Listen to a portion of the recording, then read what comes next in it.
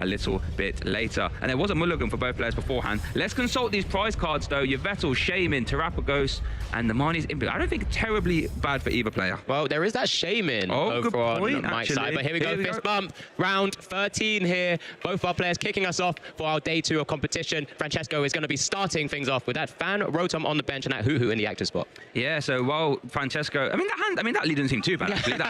He looked really upset. Maybe the hand isn't that great, but does have Fan Rotom, and he is going to play a Nest Ball as well. I'm going to work out what's in the prize cards. Worth noting as well, in the prize cards there was the 1 copy of Water and Metal Energy. Does only play them as one off, so Sparkling Crystal have to do some heavy lifting. But while he does do this deck, so it does run you through this Tera Toolbox archetype. It's a fun one. It relies on a whole bevy of Tera basic Pokemon. Wellspring Ogerpon is the build around. I would say that Torrential Pump attack does 100 damage into the active and 120 to one of your opponent's benched Pokemon. So it can really start picking up low hit point Pokemon really fast. Now you're probably wondering what that Fan Rotom is doing. Well, it's letting Francisco grab 3 colorless Pokemon with 100 hit points or less. And you're seeing there's a whole suite of Owl Pokemon here. That's because Noctowl has that Jewel Seeker ability. When you evolve into it, as long as you have a terrestrial Pokemon in play, you can grab 2 trainer cards and put them straight into your hand. So the deck is very simple. You use Noctowl to power up your attackers of choice by using cards like Crispin and Sparkling Crystal, as we do see the Ditto Transformative Start to get a Wellspring Ogerpon into the active. So you use cards like Crispin, Sparkling Crystal to power up other attackers as well as Wellspring Ogerpon, like Pikachu EX, Lily's Clefairy EX, and then you can even use Iron Leaves as well. But that is all she wrote for Francisco. Ooh, the opening of the secret box. He's loving it. Look at it. He's loving that. The secret box being played here. Discard 3 cards from your hand, and then you can grab a Pokemon, you can grab an item, so I should say a tool card, a supporter, and a stadium. So Alex, while Mike concludes this secret box, talk to us about the Marnie's Grimmsnarl archetype. Yeah, I know we've spoken about it a little bit already, but it's one of those decks which really has come to the fore and kind of just takes advantage of your opponent's board state. It utilizes, of course, the main attacker, which is the Marnie's Grimmsnarl EX. It has its own built-in sort of energy acceleration with Punk Up as an ability, has Shadow Bullet, 180 damage to the active, and 30 to one of your opponent's benched Pokemon. But you combine this with a lot of damage manipulation cards. You've got the Frostlass with its Freezing Shroud ability, which during Pokemon Chep-Up, so basically between turns, you put 1 damage counter on each of Pokemon on both sides of the field that has an ability. Now, why would you want to damage your own Pokemon? Well, you start flinging damage back over to your opponent's side with Monkey Dories. It has an ability, so it clocks up some damage counters on it, but then it has Adrena Brain, and when you've already got energy acceleration on your attacker, you can afford to use your energies to attach to your Monkey Dory and start using Adrena Brain. We've seen how powerful that archetype already is, and here we go. It's just kind of showcasing here, Mike, with, I believe that might have actually been a top deck secret box, by the way. Oh, really? With all the pieces, when you combine it with so much search in the deck, because that supporter is so important to just get the right pieces whilst you use your Buddy Poppins to get the others, just like the Snow Runs or Nest Balls to get your Monkey Dories. And look, just look at this go. You know, you get the energy attachment. Lily's Determination as well from the secret box. Yeah, from the secret box. This is a barnstorm of a turn 1. However, Alex, I don't get too carried away. We need to see a basic energy here. How many does he play? He'll just play 9, so we do need to see 1 here, but Lily's Determination, a new card for Mega Evolutions. As long as you have 6 prize cards remaining, shuffle your hand into a deck and draw 8. If you haven't, draw 6. We need to see a basic energy here, though, to really cap off this masterpiece of a turn. Do we see it? We do. Well done. Yeah, always so important as well. Gets the second Monkey Dory down. Does go down the route with the tool attachment to the Monkey Dory. Why is that so important, Shay? It's got 110 HP. And what does Teal Mask, Wellspring Mask, Ogerpon EX do with Torrential Pump? Only 100 to the active. Yeah, and that's going to give you damage to manipulate with the Adrena Brain. But we are going to see the TM Evolution to evolve up the Marnie's Morgram and a Frostlass on the bench. I mean, Freezing Shroud will be live right now, so there's some damage counters. It looks like Francisco's already popped them on the Fan Rotom, the Latias, and the Hootu, and then they have been put on the Monkey Dory as well. And bear in mind, terrestrial box Pokemon have low hit points. This Freezing Shroud will start to add up. Remember, it stacks. If you have 2 of those out, 2 damage counters in between turns as well, so keep an eye on that. A lot of Tera Box Pokemon do have abilities. Yeah, I know I was getting a bit excited that Monkey Dory has 110 HP, but when it's also getting shroud, when you're freezing shrouding yourself, you are putting it within range of a Torrential Pump. And he's seen Mike's not been able to get a Shaman down with that incredible Flower Curtain ability, which would be one way to protect yourself from a double knockout here. We do get the first Jewel Seeker of this round here, as well as that Insomnia, I believe, who has evolved up to a Noctowl. Jewel Seeker, as Shay has already mentioned, allowing you to grab any 2 trainers. There's a Sparkling Crystal with that shiny pink A-Spec card of choice. Instantly attached. Crispin allows you to attach so long as you have 2 different types of energy in deck. The first one you pull out is the one that will go to hand. The second one then is attached to your a Pokemon of choice, as we do see the Psychic and Grass there attached to the active. He has the Teal Mask on the bench as well, so for some hidden extra draw power if we draw into a Grass energy. Here it is, Torrential Pump. There we go, damn it. All going to carry the Frostlass and the Monkey Dory. Interesting. Double prize card turn for Francisco. Torrential Pump will shuffle those energy in. That's interesting. I was expecting the Marnie's Morgan to be KO'd there, but gone for the freezing shroud instead. To be fair, that can really fast get out of hand. But Francisco does take the first 2 prize cards in our Swiss around 13. Feature match here at Gdansk Regional Championships. Another Marnie's Morgan hit the field. We see the Night Stretcher going to grab back Snorunt. Frost last by the second Night Stretcher. So freezing shroud is back online. I believe, yes, Marnie's Grimmsnarl is in hand. Punk up ability activates. Search your deck for 5. Oh, that's a ridiculous amount, by the way. 5 Dark Energy and attach onto your Marnie's Pokemon in any way you like. Now, normally you only ever see something like this where you get them onto your Marnie's Pokemon, of course. But what this means is turn attachment is still live. You can start to develop Monkey Dory as well as develop your attackers. And I tell you what, when your main attacker, that Wellspring Ogerpon, has what, 200 hit points, 210? This Shadow Bullet is going to do a lot of damage. And there's the Ino as well. Okay, good turn here for Mike. Scary turn to face up against when you are the Tera box player. You do have a Hoot ready to go as well, which is one of the key things that Mike, unless he finds a counter catcher, for example, isn't going to be able to. But one of those is prized because you want to try and limit the amount of accessibility your opponent has. He does get a chance to use Spike with Jim, despite not necessarily having to a moment ago because he already had, I think, both Marnie's Grimmsnarl EX in hand. Yes. But he's used it now to full effect. Now gets to use it Arson. So 2 free Pokemon Search, which is fantastic for him. Does kind of give Francesco, oh no, it does have 5 bench Pokemon already, so he's already bench locked. We'll need that Area 0 under depth to expand the bench here. Double Monkey Dory now live. Just needs an extra energy eventually at some point on that Monkey Dory to start. Again, we're going to be seeing so much more of this Adrenabrain at some point. But we're going to have to keep an eye out because we've spoken about how Tera bots can fit in so many different tech attackers into the deck. And we're going to be, you know, we've already spoken about the big bad dark Pokemon having grass weakness. It's going to be a scary moment as we do get a fantastic Shadow Bullet attack now. 180 to the active and 30 more to the Hoo after an Adrenabrain to put it down to 30 left as well. And then here, Shrouds. The ticks are ticking up. Yeah, interesting. That's why I think we saw Francisco evolve the Insomnia Hoot to get out of the ability. What's in that hand there, though? He's got Pheasantipity. He's got Boss's Orders. Nothing to get knocked out, though, of course. I don't know if there was an... Oh, no, there is a knocked out in hand already. So he's just kind of deliberating which route he needs to go down here. Because you're not only having to try and handle this turn, of course. You're also probably going to have to try and figure out your next, maybe, couple of turns if we even get there. Here we go. Jewel Seeker for 2 cards. Worth noting, Francisco does play another grass-type attacker outside of that Teal Mask Ogerpon that he can use. The Iron Leaves, you know, does swing itself into the active via its ability Rapid Vernier and does 180 damage times 2. That is enough to KO Marnie's Grimmsnarl. That does require a lot of grass energy to be in play, though. So let's see. Earthen Vessel looks like being played here, Alex. Yeah, it's got to get those energies onto the board set as soon as possible. Can continue drawing cards if we find a grass energy as well. I think there's that energy switch also in hand. Okay. We're going to talk about some of these tech cards shortly in a moment, as well as the Area 0 Underdesk is going to be the next choice here. We're going to need to draw some more cards here because I don't know if it's enough at the moment in terms of what we're working with to handle what's in the active spot.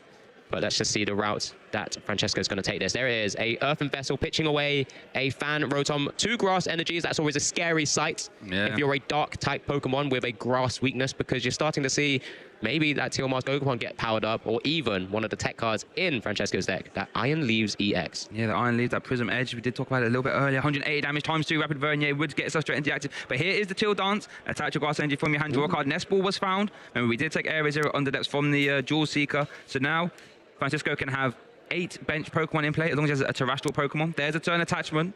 Okay. There's the energy switch up into the active. So that means Torrential Pump is still live. And he's got Boss's Orders in hand as well. Okay. So we can try and we're going to be able to Torrential Pump again for 2 further prizes and get to move for some more draw power because there's only 1 card left in hand and we can get a full value restart with Mew EX. Okay, Mew EX is weak to dark. I mean, actually, it wouldn't matter. She's 180. Here is the Boss's Orders. They're going to bring up the Frost Last again. Francisco said, I'm not letting this Freezing Shroud run over me. There's going to be a full restart for 3. Fantastic ability to have on a basic Pokemon as well. Ultra Ball, I think you'd love that. Hasn't got a Hoot developed now, though, so this could be a big turn. But there's Torrential Pump for another double KO. Francisco setting himself up rather nicely here. As long as he can get through this Marnie's Grimmsnarl next turn with a Grass Attacker, that will wrap up our game 1. However, Marnie's Grimmsnarl is a comeback merchant deck. It can easily take 6 prize cards turns. What can Mike manufacture here? 1 Iono left in deck. 1 is currently prized here. It's going to be so important. Just kind of course, double checking exactly what he's able to do here, because he's going to have to stem the flow, but he's going to need to try and limit what Francesco has access to. The Mew and the Pheasantipity does mean that he's protecting himself quite well from an awkward attack, maybe from Mike here. But is there a world in which you don't take KO, perhaps, or don't activate the Pheasantipity? Here's Boss's Orders, though. Yeah, he can take, well, could have taken 4 prizes here if he'd chosen something like the Mew EX. Because then, oh no, of course, the Teal Mask, has the Tera terrestrial Pokemon rule, cannot be hit by bench damage while it's on the bench, I should say. Here we are going to see another Grimmsnarl EX. Punk up ability. Attach one more energy and shuffle the deck, of course.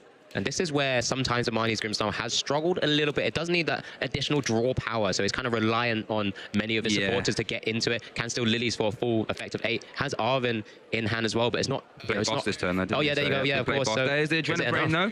10 damage. Is he going to... Yeah, this is interesting. Going to go on the Noctowl, so that's 50 there. And I think, is he going to try and play around to flip the script this turn and say, I'm not give you an easy way out. So there we go. 180 damage to active. 3 damage to counters to play with. On the Noctowl. And I wonder why are we checking what's underneath, Alex? Is that technical machine devolution play being eyed up behind? I mean, he could, but I believe he discarded it with that secret box earlier. No, so I don't know. There's only played one. Okay, maybe just making it easy mind tricks. Yeah. Well, how many technical machines do I play? Do I play 2?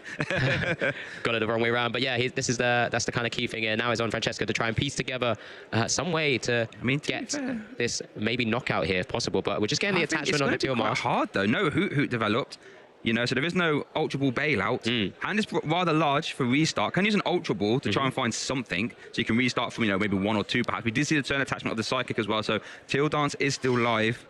Yeah, this is again the same way we just spoke about Marnie's having a bit of trouble sometimes with draw power when you don't get a chance to activate Mew or Pheasantipity to actual true value. Yep. And you don't have Hoo-Hoo's down. Yep. You're sometimes just playing a top deck mode of looking for a particular card. You're in top deck city if you haven't got a Hoo-Hoo. I can tell you that with the Tera box decks. Here we are going to see the restart for 1. Oh, it's just deliberating. What monstrous card are we looking for here, do we think? So was it basic metal, lightning in the hand, and... Is that an Iono in hand? As well, I mean, that's why you asked maybe how many cards are in yours, Mike. I don't really want to give you 6. Yeah, you're giving a stage 2 deck 6 there. This is trouble. I mean, Mike currently does have access to the Arvin, so can maybe grab something like... Oh, it's going to go for the... I know. Okay. He's going to only get 2 cards off this, by the way. So if these 2 cards are unplayable, we only get 1 off restart. Mike gets a fresh hand of 6. Oh, is that Lily's Clefairy and Area 0? Yeah, this is... Can bench... Well, I mean, you could bench Lily's Clefairy, but that... Low hit point 2 prize Pokemon. Area 0 obviously cannot be played because there isn't Area 0 currently in play. You can't replace a stadium with a stadium of the same name. So Latias isn't players about to say that can't retreat for free. But it's still then in range of just a Shadow Bullet 30. Anything there, really. So would you ever want to just leave it in the active so it can soak up the 180 and force them? Also, the jamming this is great. We can discard some of the Pokemon that have damage on. Okay, big turn there. Since Area 0 was replaced, you only have 5 bench Pokemon. So Francesco removing that damage and getting a restart of 2 cards here.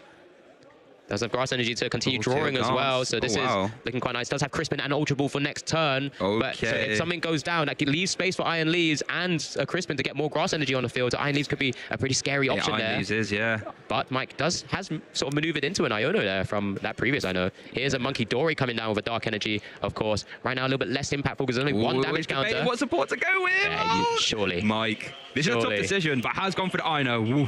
And Francisco, like, oh no. Yeah, I mean, it's that was a strong thing. Does still have the draw in the Mew. Could even, just draw straight into it. And that's Lily switch, I think that was. A couple of cards you can play down. Counter Catcher, Freezing Shroud.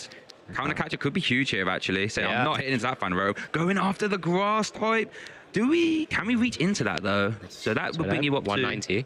And then the 190 plus the 180. Plus the Freezing Shroud will get you there. That'll be a mid-turn knockout. That gets around flip the script if it did come back down by a Nitro or anything like this as well. Mike's got to be feeling pretty good about this. So massive 3 Shadow Bullet here. Turn here. Removing the Grass-type attacker and removing energy as well. Yeah, so just all ticks up. So Noctowl will get knocked out via the Freezing Shroud as well. On the next turn, I believe, because I think it had 50 damage on it, the 30, and then 1 Freezing Shroud. So it's on 90 right now, 10 HP left. Okay, big turn there. Francisco. And this is what I said, this Grimmsnarl is a combat deck. What are we looking at there? Switch. Looks like a Nest Ball that was kind of Nest Ball. Well, if all that energy was in play, that Nest Ball, I guess only has come from hand, actually, so that wouldn't have been a quick bailout. So Lilies, so we can be playing. It's just how do we maneuver? I mean, all his Pokemon, apart from the Noctowls, have free retreat, so we can kind of just play and expend the switch for the moment and maybe kind of see more cards. Nest Ball being played here, though. Yeah, I mean, it doesn't help the Iron Leaves activity to use that, of course. Rapid Verdier has to be from hand. Yeah. So now it's just down to how else can we piece the energies together, because that's the quote-unquote easy knockout on the Grimmsnarl EX, but we can't be easy. Yeah, but because there's no energy. Get to it, I mean, can we? We need the Teal Mask. Teal Mask. Crystal's gone though. Oh yeah, Teal Dance gets you there. So Crispin plus Teal Dance plus turn attack. But Crispin because he's likely having to play the Lilies. I mean, you could fell Nest Ball, restart for exact. Oh no, I don't think restart even gets you there, does it? No, the switch. So here's the switch. Okay, switch into Latias. That free retreat. Thanks to Skyline. A restart for 2. Ultra Ball. Pikachu, it looks like. Oh, Pikachu. So, I mean, you could have just slammed that in the... Oh, no, to be fair, Freezing Shroud immediately invalidates the ability, doesn't it? It's come down, though. It has come down, though, Lilies. This would mean that if he finds an Area 0 under Dex, we can reactivate some more bench space available, because now we have a Tera Pokemon back in play again. Yeah, this is true. And that's what this Marnie's Grimmsnarl does. It really forces awkward endgames, because you can't afford to falter too much. Mike is knocking on the door of victory here. Francesco has to try and stop that from happening. Blood Moon, I did see a Blood Moon. Yeah, but 260 hit points. Not quite enough in terms of damage output for the moment. It is a big boy. But Mike's going to be looking for something like the one-off boss's orders. Oh, he's used boss's orders, hasn't he? And his other counter catcher is prize, so he's got no gusting. So Francesco could maneuver into maybe a single prize and not allow Mike to really take victory on his next turn, I believe. Here is a Super Rod being played. Got to replenish some of those energies and key Pokemon as well. Real tense here because Mike's got a massive opening if he can just try and stem the flow here. Looks like he got the Iona off the prizes as well, so can continue just to reset slowing down Francesco. And this is the thing. This is Marnie's Grimmsnarl's game to lose here now. It is in that late game scenario. Turn attachment to Pikachu EX. This is what is needed to do. Remember, Freezing Shroud is around. That'll put 1 damage counter on each Pokemon with abilities. We want to see a free retreat thanks to Skyliner into Fan Rotom again. Yep, so we have used restart already, I think, just debating. Yeah. Oh, are they saying should that Mew EX have more damage, perhaps? It has been in play for a while, to be fair. Yeah, I think just double checking. It's one of those where we're keeping each other honest, which is great from our players. Yep, knocked out between turns. Yep, so that was a pass then. So Freeze Shroud will activate 1 damage count on every Pokemon with an ability, both sides. So that was an inter-turn knockout on the knockdown. Mike will get to take a prize card. Yeah, so his Iona is going to be a bit worse for him. Has he taken a prize card yet, though? Oh, there he is. Yeah, there he is. He's coming. It's coming. Mike's been playing this for 2 massive tournaments now. There we go. He's taking it now. Very good. Yeah, but this is looking dicey now for Francesco, though, right? I did take the Shaman for what it's worth. But as you did say, Mike, would you love to take a counter catch on that prize card? Absolutely. That would be game and win in hand. So. Yeah, but here's the Ultra Boys. Pick up pace of play. Hyper Blower. Okay. That will push Fan Rotom out the active. Could go into the Noctowl Could go into the Noctowl, though, but you can KO the Noctowl with the Adrenaline. That forces a 2 prizer in the active Hyper Blower. Discard it from the bench, force your opponent to change their active, and that means Mike will wrap up game 1 here in Swiss round 13 with the Marnie's Grimmsnarl deck. One absolute masterclass of how to pilot it, and look at him, face as ice. Deep breath, though. 1 more to go, but he is game 1 up. 1 step closer to actually making it potentially into maybe an asymmetrical top cut here. Remember, Mike's been doing super well with the deck already. I remember his tweet saying about how he may ruin his average position, but this is a replay on exactly what's going on. Got some massive sort of amounts of damage on the board, utilizing that Marnie's Grimmsnarl EX. But then there was a massive swing turn that Francesco was able to utilize with that stadium of his jamming tower at some stage, was able to just remove some of those Pokemon from play. But this is it. This is 2 massive Shadow Bullets. Look at the amount of damage counters on it. And this is where it went down to just 5 Pokemon on the bench. Yeah, that's right. Francesco had the counter to the counter, removing all that damage in play, but then to set him right back a little bit, but was just able to stabilize. Francesco, remember, was off to the races in this game and did actually take the lead. But then, as the games go longer on, it's sort of similar to Dragapult. The longer the game goes on, the more the pendulum of power swung Mike's way. Because Marnie's Grimmsnarl, if you give it time for Freezing Shrouds, for Shadow Bullets, and for Adrenabrain to just get damage into play, eventually you will not be able to stop them from winning the game. Yeah, I love Mike's little kind of fist pump shake there after the fist bump of that game 1. So yeah, like I said, he's 1 step. Sparkling Crystal and the Iron Leaves. This is probably not exactly what Francesco will want to be checking in through his deck for. It's going to be a bit of a worry because he doesn't know where they're going to be. Can still very easily power up a Wellspring Ogerpon EX to fire off an attack. But it's going to need an additional piece, and this is where it's going to be a little bit troubling, as we do see, I believe, an Ultra Ball here, so it's likely to be that Fan Rotom does lead the Wellspring Ogerpon EX here, so it's just saying, look, this is the threat, you're going to have to deal with it, Mike. So I have a question for you, Alex. We saw Francesco get off to the races quite early in this game, but heavily relied on cards like Pheasantipity and Mew EX. Now, with the Mew EX immediately getting discarded here, do you think Francesco's going to try and limit his uses of them and maybe try and really lean into Noctowl, or is that not a viable strategy, do you think? I mean, you would love to just make sure you have the hoo-hoos ready to go when you need to, right? Because Mike's game plan is to constantly just kind of disrupt where you can, get those ticks on the board, and then when you're ready, sort of take the knockouts when you want to. Having access to Mew, I mean, does have some recovery cards. We've already seen the Super Rods. There are cards like Night Stretcher in the deck as well, just so we can bring them back. But yeah, one of the key aspects here is still just trying to get your early game going, and who's the way to do it? It does get a water energy attachment to the active, which is basically a Sparking Crystal at this point. So now it's just a crisping away from actually getting a 2 prize knockout should Mike get some more little basics on the board. It is worth noting, Mike does have access to Shaman this turn, or this game, so if you can get that down flower curtain will prevent any bench damage. But EX is immediately eyeing him up, is available. You know a card I believe someone picked as a caster prediction in Lille? Really important card. I guess this terrestrial box loves to feast on these low hit point Pokemon, and Shaman just says, stop that. Your torrential pump is just doing 100 damage to the active, my friend. Yeah, I'm going to draw the curtains on that potential play. Love that. As it was Emily's for this weekend. Oh, it was this weekend. I knew it was here and there somewhere. I keep just teasing her about the fact that she's counted her own pick. But anyway, yeah, Shaman immediately comes down. Francesco's now staring at a pretty hard Pokemon to deal with. Now probably has to be thinking about how do I then now go down this kind of typical 2-2-2 sort of prize mapping route. Yep. You're going to have to go through some of those Marnie's Grimmsnarl EX, but when you don't have access to line leaves for an easy sort of smack into them for a KO, you're just going to have to rely on things like the Teal Mask Ogerpon EX, and that takes a moment to power up as well. Yeah, Mike's praying. Hands together. Would love to see an Arven here or Lily's determination. What? He's got something. He's got both. Oh, ask and you shall receive, everybody. Had the choice of two, but now can do the monstrous turn. Look at that. Immediately iron up the secret box, iron up the tool cards. Here we go. Now, if you're Francisco, this is not what you want to see, right? You're down a game, and you see the stage 2 deck immediately doing what they want to do. They got down Shaman to counter you. They then got the bailout Pokegear into the Arven, which then gets Secret Box, which then gets Tera Evolution. So that means we could be staring down 2 Freezing Shrouds before it even comes back to you, or Marnie's Morgrim. It can start to get out of hand. Yeah, it's a troubling position to be in, because you know the Secret Box really truly unlocks what Mike's deck is all about. Just getting one of the 2 stadiums, then choice here is of course going to be the Spike Move, so he can get another Impidimp out of the deck. Of course, he has the Technical Machine Evolution that you've already said. I mean, actually, he doesn't even need to. Might not even play it this turn. Other than to maybe take a card out of the deck, maybe just to get the active one ready to start evolving up as well as a Buddy Poffins, the other sort of item choice. You're now going to get your Snow Runts into play. One is prize, so one is a little bit of a liability now, as I'm bundled to force some things as well. Interesting, just to make life awkward. I mean, worth noting, Assault Landing isn't live right now. There's no stadium. So Mike's just holding on to Spike Move. I mean, that's probably a right way of doing things at the moment. There's an evolution up from that Technical Machine Evolution here. Impidimp doing great things to bring Frostlass and Morgrim into play. Fantastic turn there from Mike. When you're a game up, you have a turn like that, you have to be feeling rather confident. It's over to Francisco. Oh, now, let's have a think. What's the ideal turn here? Because there is no way of like cancelling Cologne Shaman and do the World Spring Ogerpon. That's not an option. That's not an option now. Not anymore. As we do see the Freezing Shark conclude. Worth noting, both those who do not have an ability, so no damage on them. So we can deal with the Shaman, right? It's taken Freezing Shroud damage. We can actually just attach to the Fan Rotom. We've got Noctowl now. That could get a stadium, which means Assault Landing could be live. Okay. And we have Boss's Orders in hand. Boss's Orders in hand. Okay, so you need one piece of the puzzle there, and we do have it. Yeah, okay. And then from then onwards, you know Mike's already got a stadium, so you've got to be thinking about which stadium you're going to be utilizing for this attack. Now, it looks like Francesco might be eyeing up the Jamming Tower here. Now we saw how impactful using Jamming Tower was to remove... Okay, it has gone for the Area 0, okay. I was getting very worried there. I thought we saw how impactful Jamming Tower was to removing damage, but it looks like it has gone for the Area 0 instead. Yeah, so he knows he's going to lose one of his Area 0s on the next turn, right? Mike's going to play down Spike Move. Going to get a Marnie's Grimmsnarl live and going as well. Here's the Boss Orders on that Shaman. Flower Curtain is just trying to limit what that is available. Gets the Mew down as well. Okay. Sometimes a little bit scary, but draw one. Yep, and it's just... Take a prize card as well. The Assault Landing, sending that Shaman back to the discard pile. Francisco wants no part of that Shaman at all. Do you take Sparking Crystal?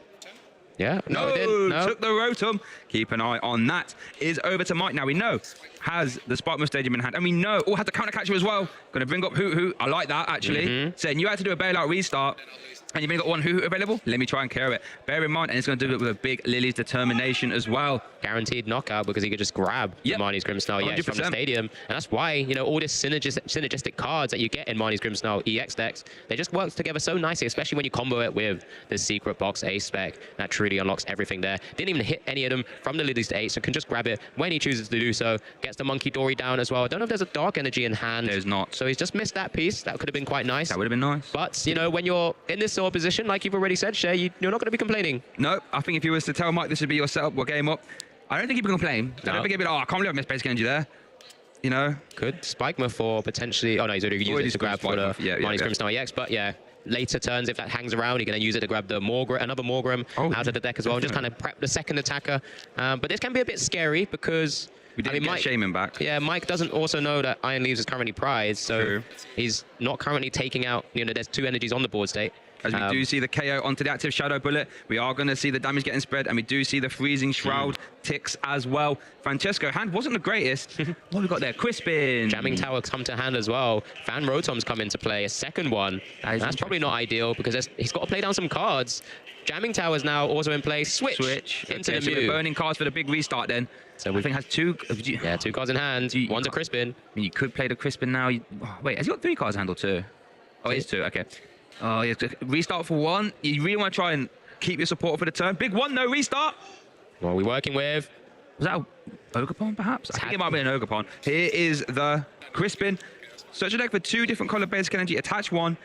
Put 1 in your hand, so you get an extra turn attachment. So we are going to see the Lightning and Psychic. We're going to see a free retreat cost. Thanks, well, to the free retreat cost on the Mew. Torrential Pump. Now, remember, there is no Shaman now. So Mike's bench is live, and it is just going to be 100 damage into the active. Bear in mind, the Monkey Doors will be bouncing back 60 of that. And where will this 120 They need some darks first. But, this is true, actually, good point. But he's decided not to go for the Frost Slash. That Fan Rotom is going to go down as well, I believe, because that goes to 70 now. Yeah, mid-turn loses KO. all energy from the board state. And no Hoot either. Yeah, feeds another Fan Rotom onto the bench as well. This is the only the only other troubling thing of this deck. When you use Torrential Pump, despite it allowing you to take 2 prizes often against smaller board states, you actually get all your energy shuffled back into your deck. Worth noting, Francesco did take the Sparkling Crystal off that prize, by the way. So, you know, we have to keep an eye on that. That is the A spec, letting you reduce the attack cost of a terrestrial Pokemon it is attached to by any type of energy you like. It's over to Mike now, though. And it's an interesting decision. Why do you think he went after the Marnie's Impidimp versus the Frostlass? Because he was so anti-Frostlass in game 1, but now he had the chance. Oh, no. Triple Monkey Dory. They need energy, Shay. They do need energy, but that's not what you want to be staring down for. We know Mike does play, I think, 1 copy of Energy Switch, I believe. I did see that, yeah. I had energy in hand, actually, to be honest with you. That Lily isn't going to be for the full 8 anymore. There is an Ironer there as well. Counter Catcher not live, because both players have taken 2 prizes each. Yveltal being brought into the mix now could potentially clutch up the game a little bit. That's not live. No, that's not live. Yeah, there we go. Hang fire, for the moment at least. But this is the worrying thing now. Now Mike's over bench, and there's no more impedance to come down for the moment. Point, actually. And this kind of gives maybe a small opportunity for Francesco. I mean, I'm sure as you just keep taking prizes, you are just trying to look to see if you can find the Iron Leads and other ways to get energy cards onto the board state. Yep. Lily's for 6 here because Mike has taken 2 prizes. Still a very good card. Still shuffle draw 6 is still fantastic. You don't have to discard any important resources like you did with research. We did get 1 basic dark. Yeah, so we're gonna potentially heal this Marnie's Grimmsnarl back down to, after another tick, down to 90 and then to 100 with a tick as well. Or it's just going to be removing some damage counters from the Monkey Dory for the time being, targeting the Noctowl on the bench, which also will take ticks because it has that Jewel Seeker ability. Yeah. And it's going to be a massive 108 damage to the active, which really puts it into range of just another Monkey Dory tick later as well. It can get quite scary. As we do see the Blood Moon Ursaluna getting shuffled in as well. 2 comes of basic dark energy. Oh, decided to get against Blood Moon Ursaluna. Maybe going for the Shame. I think Shame is time been and gone now. Not 100% sure. Well, we saw the Hyper Blow at Iron Bundle be the game winner in game 1. So that's going to get shuffled in instead. But it's the scary thing for Francisco here. You can't let the Marnie's Grimmsnarl. I mean, I say like it's easy, but you can't let Marnie's Grimmsnarl just keep having its way because, you know, might not be applying pressure and taking prize cards exactly this turn, but this game will end fast if Francisco can't fire off attacks. But here is Shadow Bullet, 108 damage into active, 30 damage, whatever you like. Fan Rotom, as we did say, Freezing Shroud actually picking up all of Francisco's bench Pokemon there. They all have an ability. And then Mike's hitting some as well. Okay, Francisco, what can we do? Yeah, Boss's Order, Sparking Crystal in hand, and a couple of other cards. Looks like he hit the Water Energy as well. So now just trying to deliberate exactly what route he needs to take here to try and have a chance to bring this game back. I mean, it's just not quite... He does need to deal sort of... So that Marnie's Grimmsnarl's currently on 130 damage. Will take additional tick damage between turns if the Frostlass sticks around, so it goes to 140. Is it 320 HP? And then Marnie's Grimmsnarl. So it's still 330, isn't it? 330. Is it? No, 320, I apologise. 320, you were right. So 180 is working with, right? Is there a world you go for the genome hack? Well, can you get the energies onto it? Yeah. I mean, that would work in theory. There's Sparkling Crystal. There's a turn attachment. Restart for 2. Wow, can make energy there is nuts, by the way. I mean... It's very interesting here because now Francesco is going to be restarting for 2 cards. Love to see a Crispin. Is that a Latias? Latias and a Hoot Hoots. The ability to as well, for what it's worth. Yeah. More damage tick. It's never a good feeling there. So now what do we do? Because we now used the energy on the active damaged Wellspring Ogerpon EX. We have a boss. Okay, Boss Sob. Yeah, Boss Sob. But you're just ticking some damage counters. If Mike gets more darks on the board, he could just keep, like I said, sending it back over. Sob is, and more. Every Pokemon is getting damage counters here right now. Oh, Rotom KO this turn, right? Rotom gets KOs on 6? No, it just got on hit. 6? Yeah, Okay, it just got fair ticked enough. up. So, Okay. So if coming Mike, back. if Mike passes Coming his back turn, out, yeah. doesn't do much. He can't pass his turn. My stretcher is in hand. Is there oh no, the energy got shuffled in, I believe, actually. So there is no energy in the discard pile.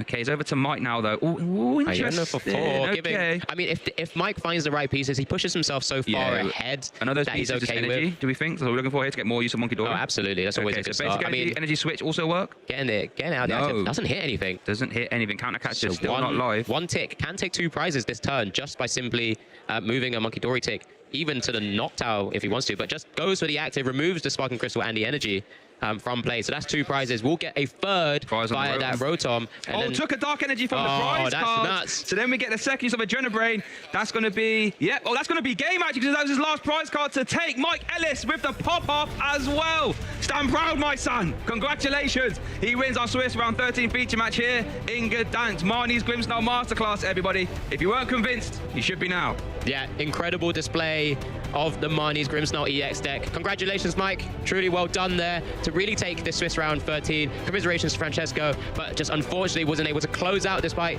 game 1 being so close. And we get a chance to watch it back right here, right now in the replay.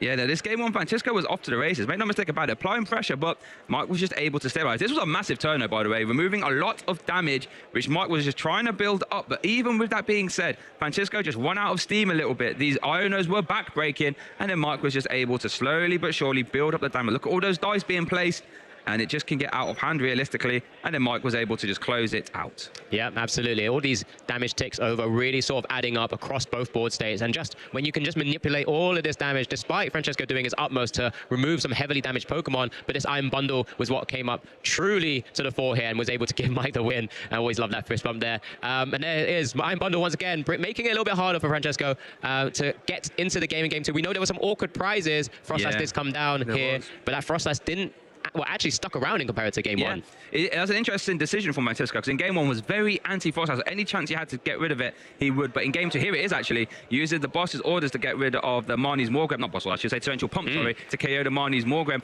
And the freezing shroud, you could argue, was the X factor in this game, because those damage counters really started to add up. When Adrenabrain is moving damage, Shadow Bullet is doing damage, and then the freezing shroud gets involved as well. All these low hit point Pokemon, Alex, they don't have a lot of time. Yeah, and we loved this kind of next couple of moments here after this Shadow Bullet. And it was just despite the corner lock from this, or sub lock, I should say, we got the knockout on the Wellspring Ogerpon EX, took 2 prizes, hits Dark Energy, and instantly realizes I just need to send 1 more over, and it's the damage tick that takes the final 2 for Mike Ellis. So congratulations, he's on a great number of points. He's put himself in a great position to be potentially banging it out for asymmetric top cut as well. But then, of course, we'll get final confirmation of all of that in due course.